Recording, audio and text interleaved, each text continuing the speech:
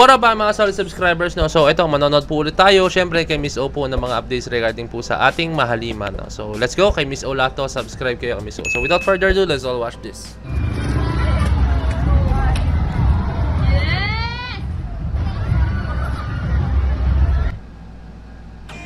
SB19 Gento is heard at Enhypen World Tour Fake Concert Preparation at New Clark City Stadium.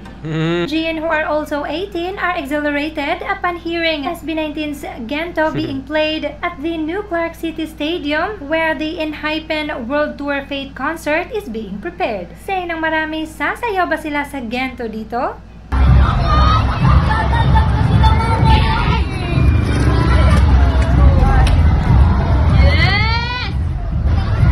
Patricia!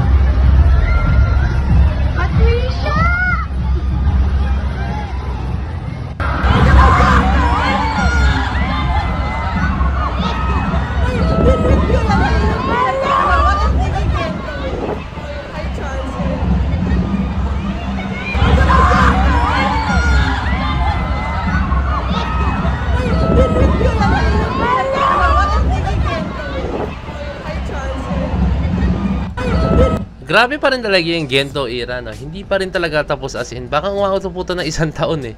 Grabe, no? Grabe po yung ginawa po talaga ng Gento sa sa community natin, no? So tingnan natin guys kung gaano po katagal ang Gento, no? Check natin, no? Kung kailan po last na release ang Gento, no? Kasi doon naman malaman kung gaano po pumamayabog. So 8 months na po, 8 months ago na po since na release po ang Gento, no? And mag-1 year na po. Grabe pa rin po yung ewan ko tamang term yung trendiness, no? Kumbaga yung pagka-trendy ng no, ng Gento, no? And ito nga yung sa Enhypen po, no? Ewan ko lang ipe-perform nila, no? Pero sabi sa mga nakita natin, baka i-perform daw po nila or baka guess ang SB19 pero baka pinapatugtog lang nila, no? So yun lang yung 3 possible lang, no? Pwedeng pinapatugtog lang nila para ayun lang yung parang lang ewan ko pang pa-hype or baka gusto lang nilang patugtugin. Pangalawa is baka mag-guess pong SB19, no? Or pangatlo, baka ipe-perform po talaga nila, no? Is either lang po sa tatlong yan, no? Ang kasagutan, no? And ayun, I think po, ayun nga, hindi na ako magtataka kung bakit pinapatugtog ang Gento, no? And napakarami pong artist na nag-perform ng Gento, sinew ang Gento. Kaya ayun lang, ako hindi siya questionable kung bakit ganun kasikat ang Gento at piniplay nila sa iba't ibang platforms, no? Let's go. SB19 Ken Philippe gets noticed internationally. Enhypen Suno gets inspired with Moving Closer, plus TZ Candler notices Pagdali. Yes, fans have heard Suno singing Moving Closer at the New Clark City Stadium before the start of their concert. It looks like this is the something special that he has prepared for the Filipino fans. And that he got the inspiration from Philippe's Moving Closer cover that was released December of 2023. Alam nyo,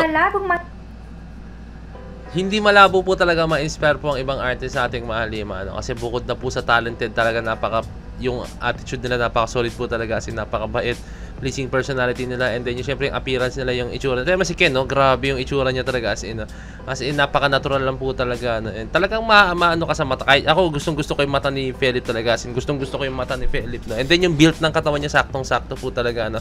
And hindi na ako magtataka kung may mga artist po na na-inspire sa SB19, kasi ako mismo as a fan, no, sobrang na-inspire na ako sa SB19. What more pa po yung mga artist na talagang alam yung craft na ginagawa ng SB19, no?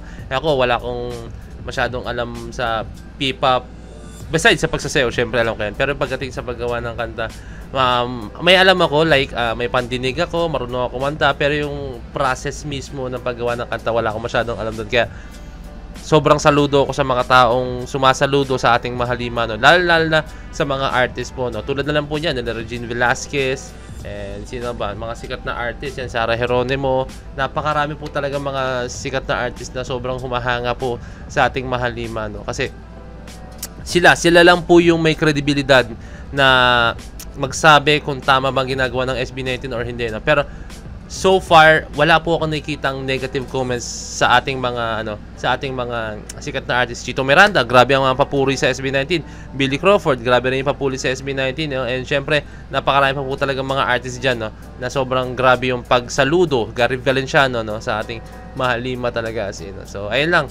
sila lang yung may credibility na mag-judge or magsabi na kung ano man sa ating mahal lima, no. Wala tayo kasi wala tayo sa point na andun tayo sa achievements nila, no, naabot nila, no. Kaya ayun lang, para sa akin lang, yun yung opinion ko. Pangyari dahil alam niya kung gaano kasikat at kalaki ang SB19 sa Pinas. Oh my God! Each day, closer, feels like a fairy tale. Ending. On the other hand, the famous TC Candler, the creator of the annual 100 Most Beautiful Faces of the Year, notices pagdali of Felipe and Player 2 and even commented on its music video. Matatandaan na nakasama si Felipe sa listahan sa 2023 100 Most Handsome Faces at number 34. So let's go Felipe, no? And ayun na, tulad nga ng kanina, yung Gento naman yung pinlay, no? Ngayon naman yung Moving Closer na yung kinanta ni Ken, no? So, ayun lang, I think na-inspire siya kay Ken kung paano trumbaho si Ken, kung paano maging as a Ken talaga, no? Sobrang solid talaga ni Ken. As a Ken or as Felipe talaga, no? Iba kasi yung approach ni, alam niyo naman, di ba?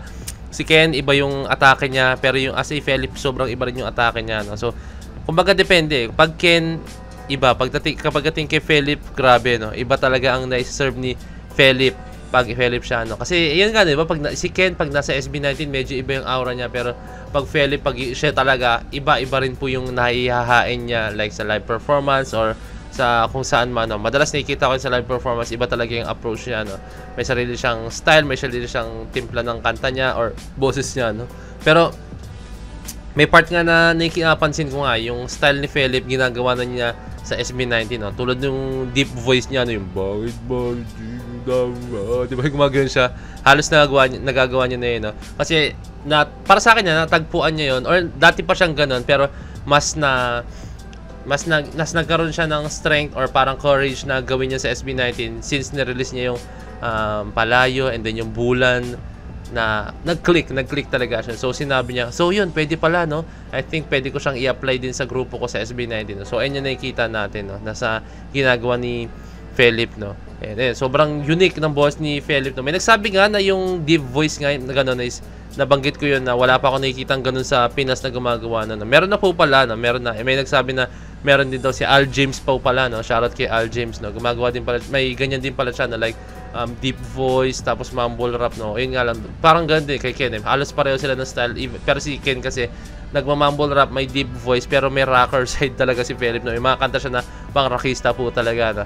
And ayun lang, hindi ko naman sila kino-compare bawat isa, pero may kanya-kanya silang distinct na style talaga, as in, no? Si Al James is more on sa hip-hop side, no? Si Felipe naman is sa parang rockista side, although na meron ding hip-hop side si Felipe, pero gustong-gusto ko pag gumagawa siya ng mga rock na deep voice style na kanta, no? Ang galing, tapos nag-rap din siya, no? Ang galing talaga na mix ni Ken, no? Na talagang grabe siya yung yung utak niya sa paggawa ng kanta, no? So ayun lang guys, kung may request pa kayo, double message nyo sa Facebook page ng Point of Peso, DC Point of Peso, signing out. Peace, let's see.